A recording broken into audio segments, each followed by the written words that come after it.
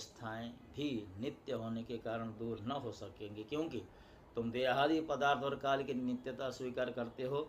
इसके अतिरिक्त यहाँ भी कर्मों का कर्ता तथा सुख दुख का भोक्ता जीव परतंत्र ही दिखाई देता है। यदि वह स्वतंत्र न हो तो स्वतंत्र हो तो दुख का फल क्यों भोगना चाहेगा। इस प्रकार सुख भोगों की समस्या सुलझ जाने पर भी दुख भोग की समस्या तो उलझी रहेगी। अतः इस मत के अनुसार जीव को कभी मुक्ति या स्वतंत्रता प्राप्त न हो सकेगी। जब जीव स्वरूपतः परतंत्र है, विवश है, तब तो स्वार्थ या परमार्थ कोई भी उसका सेवन न कर सके, अर्थात वह स्वार्थ और परमार्थ दोनों से ही वंचित रह जाएगा। यदि यह कहा जाए कि जो भलीभांति कर्म करना जानते हैं वे सुखी रहते हैं और जो नहीं जानते उन्हें दुख भोगना पड़ता है, तो यह कहना भी ठीक नहीं, क्योंकि ऐसा देखा जाता है कि बड़े बड़े कर्म कुशल विद्वानों को भी कुछ सुख नहीं मिलता और मूढ़ों का भी कभी दुख से पाला नहीं पड़ता। इसलिए जो लोग अपनी बुद्धि या कर्म से सुख पाने का घमंड करते हैं, उनका वह अभिमान व्यर्थ है।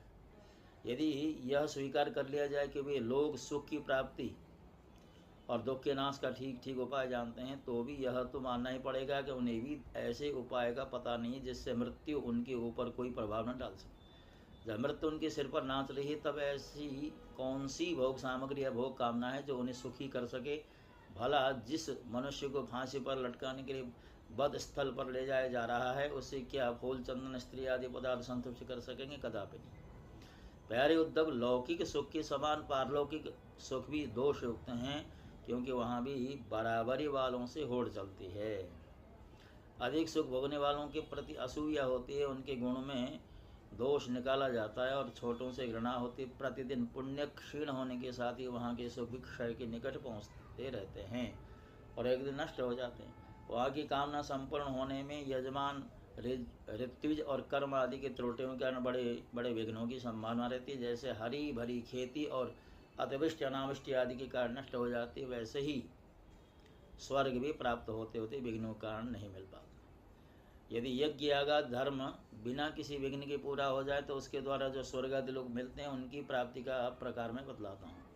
यज्ञ करने वाला पुरुष यज्ञों के द्वारा ये देवताओं की आराधना करके स्वर्ग में जाता है और वहाँ अपने पुण्य कर्म उत्तर उपाधि दिव्य भोगों को देवताओं के समान भोगता है। उसे उसके पुण्यों के द्वारा एक चमकीला विमान मिलता है और वह उस पर सवार होकर सुर सुंदरियों के साथ विहार करता है। गंधर्वगण उसके गुणों का गान करते हैं और उसके रूप लावण्य को देखकर दूसरों का मन लुभा जाता है। उसका विमान वह जहाँ ले जाना चाहता है वहीं ले जाता है और उसकी घंटियाँ घन घना कर दिशाओं को